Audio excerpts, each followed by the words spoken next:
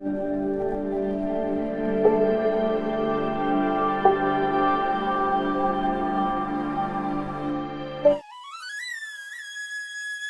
गांव में एक जमींदार रहता है। जमींदार के 3 बेटे हैं। जमींदार के तीनों बेटों की शादी हो चुकी है। जमींदार अपनी धन संपत्ति और अच्छे व्यवहार के कारण पूरे गांव में जाना जाता है। सभी लोग जमींदार की बहुत ही इज्जत करते हैं। जमींदार के घर में किसी भी चीज की कोई कमी नहीं है। जमींदार अपनी बहुओं को अपने घर की गृह लक्ष्मी मानता है, इसीलिए उसने बहुओं को हमेशा से ही बेटियों से भी ज्यादा सम्मान दिया। बहुओं के घर में आते ही जमींदार ने अपनी पत्नी से कहकर घर की सारी जिम्मेदारियां और चाबियां तीनों बहुओं में बांट दी। और फिर अचानक से इतना सम्मान और धन संपत्ति मिलने के कारण जमींदार की बड़ी 2 बहुओं में बहुत ही घमंड आ जाता है। दोनों पैसा खर्च करने से पहले बिल्कुल भी नहीं सोचती और बहुत ज्यादा फिजूल खर्ची करने लग जाती है। वो कभी भी अपने पैसों से थोड़ा सा भी धन नहीं बचाती। लेकिन इन सब से अलग जमींदार की सबसे छोटी बहू बहुत ही समझदार है। छोटी बहू अपने धन को हमेशा ही संजो कर रखती, उसमें बचत भी करती और अपने खर्चे भी करती। बड़ी बहुएं हमेशा ही अपने रंग रूप को संवारने में लगी रहती, जिसके कारण ना तो कभी वो कोई बचत करती और ना ही घर की तरफ ध्यान देती। रसोई घर की पूरी जिम्मेदारी बड़ी बहुओं पर है। बड़ी बहुएं जब भी नया अनाज आता तो पुराने अनाज को फालतू समझकर फेंक देती। और फिर एक दिन जब घर में रसोई घर का नया सामान आता है और बड़ी बहुएं उनको जमा रही होती है, छोटी बहू वहां से गुजरती है तो देखती है बड़ी भाभीियों ने पुराना अनाज यूं ही फेंक दिया है, जिसे देखकर छोटी बहू को बहुत ही बुरा लगता है। वो सारा अनाज समेटकर एक कमरे में रख देती है। छोटी बहू सोचती है भला हम इस अनाज का अनादर कैसे कर सकते हैं, इसी से तो हमारा पेट भरता है। माना कि घर में नया अनाज आया है, पर इसका ये मतलब तो नहीं कि हम पुराने अनाज को फेंक दें। छोटी बहू यही सोचती है, अगर उसने बड़ी भाभीियों को कुछ भी कहा कि वो पुराना अनाज ना फेंके तो इससे कहीं उन्हें ये ना लगे कि उसने उनका अपमान किया है। इसीलिए छोटी बहू बड़ी बहुओं से कुछ भी नहीं कहती और सारा अनाज कमरे में लेकर जाके रख देती है। और फिर ये सिलसिला यूं ही चलता रहता है। बड़ी बहुएं हर बार नया अनाज आने पर पुराने अनाज को फेंक देती और छोटी बहू उसे समेटकर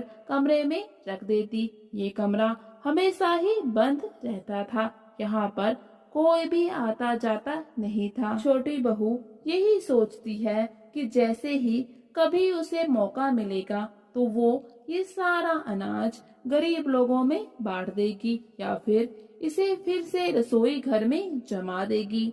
लेकिन छोटी बहू को ये मौका नहीं मिलता और अनाज कमरे में ही रह जाता है। ऐसे ही फिर कुछ समय बीत जाता है और अब तक काफी सारा अनाज जमा हो चुका है। और फिर कुछ समय और बीतने के बाद गांव में अकाल पड़ जाता है।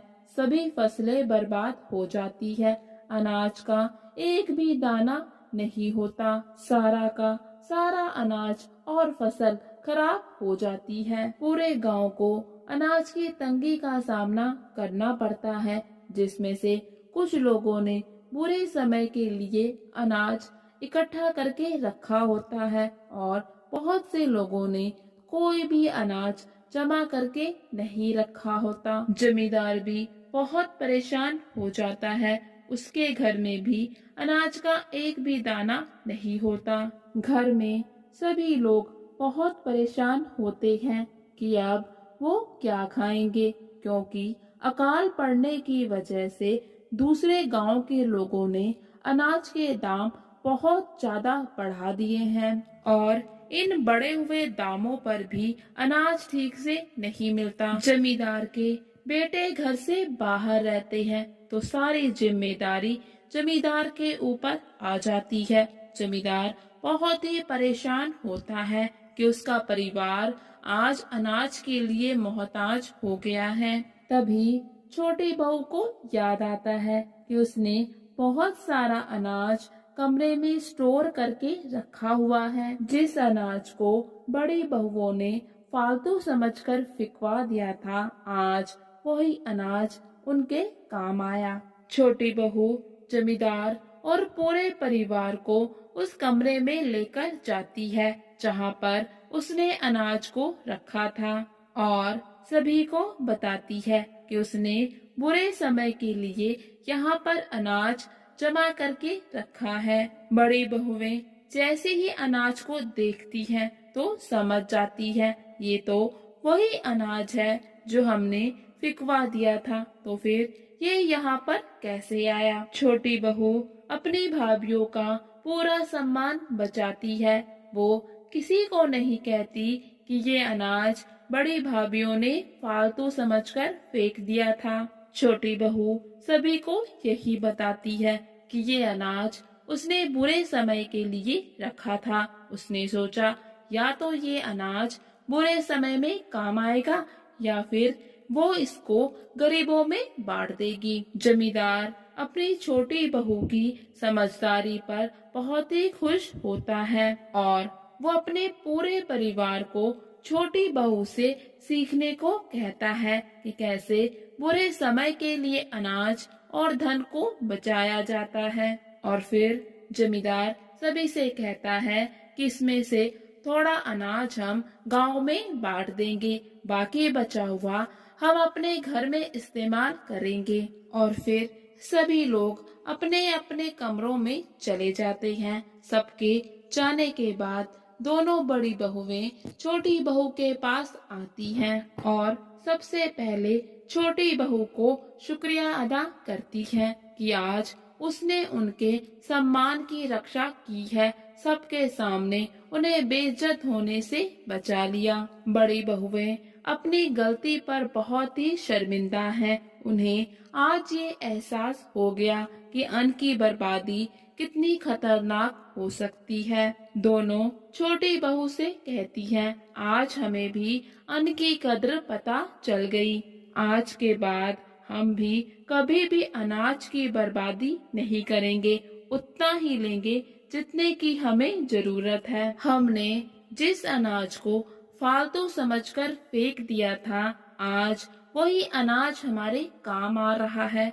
अगर छोटी तुम भी इसे फेंक देती और संभाल कर ना रखती तो ना जाने आज हमारा क्या होता। हम तो जैसे तैसे भूख बर्दाश्त कर लेते, लेकिन हमारे बच्चे वो क्या करते ना जाने। मासूम बच्चों को क्या क्या देखना पड़ता, क्या क्या झेलना पड़ता। लेकिन छोटी, तुम सच में बहुत समझदार हो। तुमने आज बहुत ही समझदारी का काम किया, पूरे परिवार को परेशान होने से बचा लिया। तुम्हारे जैसी समझदार बहू हर घर में होनी चाहिए। तुम सच में हमारे घर की अन्नपूर्णा हो, जिसकी वजह से अकाल में भी हमारा घर अन्न से भरा पड़ा है।